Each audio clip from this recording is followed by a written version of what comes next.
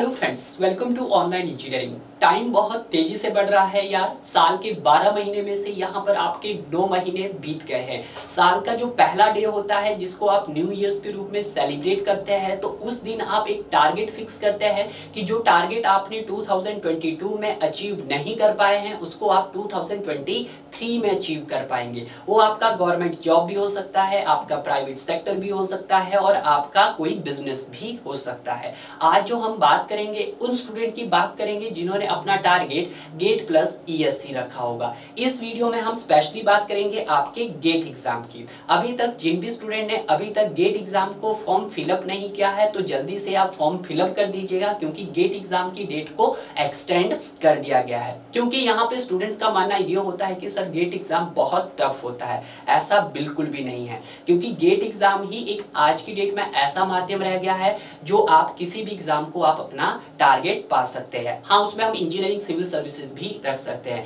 क्योंकि जो गेट और ईएससी हो आपका हर साल यानी कि कैलेंडर ईयर्स में हर साल कंडक्ट किया जाता है। और ये आप भी जानते हो कि जो गेट एग्जाम है, अगर हम कोविड के टाइम में भी जब वो फेब मंथ में ही कंडक्ट करवाया गया है, तो आपका आने वाले टाइम में जब आपका विदाउट कोविड पीरियड है तब भी आपका फेब मंथ में ही कंडक्ट करवाया जाएगा डियर। क्लियर है? तो इसके माध्यम से आप अपने स्टेट एई जेई, आप एसएससी जेई, आरआरबी जेई किसी भी एग्जाम को अपना टारगेट कर सकते हैं और इस एग्जाम के माध्यम से आप अपने आप को प्रिपेयर भी कर सकते हैं डियर। तो अभी तक तो 9 महीने बीत गए होंगे। बहुत सारे स्टूडेंट होंगे जिन्होंने पहले से तैयारी की होगी, नए साल से तैयारी की होगी और अब तक उनके ऑलमोस्ट 80% सिलेबस कंप्लीट भी हो गया होगा। बट यहाँ पे कुछ स्टूडेंट ऐसे भी होंगे कि जिनका अभी सिलेबस क्या, उन्होंने अभी तक गेट का फॉर्म भी फिलअप नहीं किया है, माइंड में भी नहीं है कि सर हमने गेट नहीं पढ़ना है, क्योंकि डर जाते हैं कि सर गेट एग्जाम बहुत टफ होता है। ऐसा कुछ भी नहीं है यार, जल्दी से गेट फॉर्म फिलअप कीजिएगा क्योंकि डेट आज एक्सटेंड हुई है।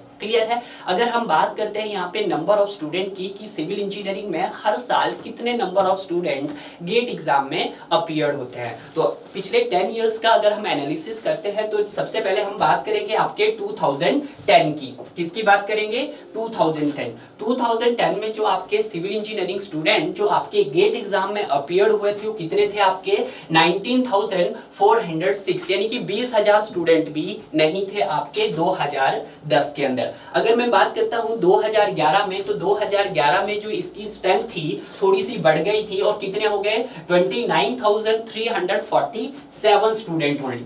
अब यहाँ पे बहुत सारे स्टूडेंट का मानना ये भी होगा कि सर इतने स्टूडेंट तो किसी स्टेट में अगर कोई इंजीनियरिंग कर रहा होगा सिविल इंजीनियरिंग के तो टोटल स्टूडेंट हो गए। जैसे हम यूपी की बात कर लेते हैं, आपके एमपी की बात कर लेते हैं, आपके राजस्थान की बात कर लेते हैं, जहां पे क्या है number of civil engineering colleges है, प्राइवेट यूनिवर्सिटीज भी है, तो वहां पर ही अगर हम सिविल इंजीनियरिंग की स्ट्रेंथ को काउंट करते हैं आज की डेट में तो आपको इतने स्टूडेंट मिलेंगे किसी एक स्टेट के अंदर।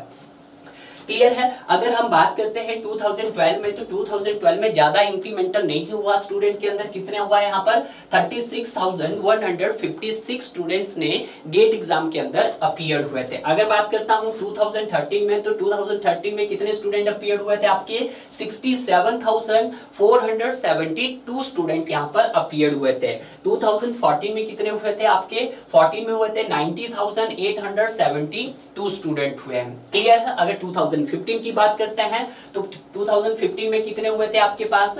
तो यहाँ पे हुए थे 1,0429 स्टूडेंट, यानी कि 1 लाख के आसपास स्टूडेंट आपके गेट एग्जाम में अपीयर हुए थे आपके सिविल इंजीनियरिंग ब्रांच से। अगर हम बात करते हैं 2016 में, तो 2016 में कितने number of civil engineering student appear हुए थे? आपके 1,18,147 स्टूडेंट अपीयर हुए थे। क्लियर है? अब देखिएगा, शायद यहाँ पे ऐसे स्टूडेंट हैं जो आज भी यूं बोलते हैं कि सर 2015 तक क्या था, उतना कंपटीशन नहीं था। हाँ, बिल्कुल सही था, क्योंकि यहाँ पे जो नंबर ऑफ स्टूडेंट थे वो कम थे। बट अगर हम बात करते हैं 2015 से लेके 2020 तक, तो वहाँ पे नंबर ऑफ स्टूडेंट क्या है आपके बढ़ गए हैं। क्लियर है? तो देखिएगा, अगर हम बात करते हैं 2017 में, तो 2017 में जो total number of civil engineering student appear हुए थे वो आपके 1,19,873 स्टूडेंट हुए। अगर मैं 16 और 17 की बात करता हूं तो सिर्फ 1,000 स्टूडेंट ही एक्स्ट्रा ऐड हुए हैं आपके नेक्स्ट ईयर में। क्लियर है? अगर 2018 की बात करते हैं तो 18 में कितने नंबर ऑफ स्टूडेंट अपीयर हुए सिविल इंजीनियरिंग में? 1,53,000, यानी कि 1.5 लाख के आसपास बच्चे आपके सिविल इंजीनियरिंग में अपीयर हुए हैं। क्लियर है। और देखिएगा जब आपके यहाँ पर 1.5 लाख स्टूडेंट सिविल इंजीनियरिंग के अपीयर्ड हुए हैं, तो इस समय आपके जो टोटल ऑल ओवर इंडिया में जो सिविल इंजीनियरिंग की बीटेक की डिग्री पास आउट करते थे वो कम से कम यहाँ पर 4 से 5 लाख स्टूडेंट हर साल बीटेक की डिग्री पास आउट करते थे आपके 2018 और 19 में। क्लियर है। तो 2019 में कितने थे आपके 1,45,064 ओनली। क्लियर है। तो देखिएगा यार, अगर 6 लाख बच्चा अगर सिविल इंजीनियरिंग की बीटेक की डिग्री आपकी हर साल ले रहा है, यहाँ पर मैं 18-19 की बात कर रहा हूँ, और वहां पे सिर्फ कितने आधे भी नहीं, वहां पे कितने 1/3 भी नहीं, आपके देखा जाए यहाँ पे तो सिर्फ 10 to 20% स्टूडेंट ही अभी भी गेट का एग्जाम में अपीयर हो रहे हैं। क्लियर है। अगर हम बात करते हैं 2020 में, तो 2020 में कितने हुए हैं आपके 1,55,1200 12 ओनली। इस बार थोड़ा सा आपकी स्ट्रेंथ बड़ी है सिविल इंजीनियरिंग के एग्जाम में अपीयर होने की स्टूडेंट की। अगर बात करता हूं 2021 में, तो 2021 में कितने नंबर ऑफ स्टूडेंट अपीयर हुए आपके 1,15,270 ओनली। देखिएगा अब जो आपका जो ये ग्राफ का जो लेवल बन गया था आपका, ये आपका जो 2021 था वो नियर अबाउट किसके पहुंच चुका था आपका 2016 और 17 के नियर अबाउट पहुंच चुका था। यानी कि जितने आपके 16 और 17 में नंबर ऑफ स्टूडेंट अपीयर हुए थे, तो उतने स्टूडेंट आपके 2021 में अपीयर हो रहे थे।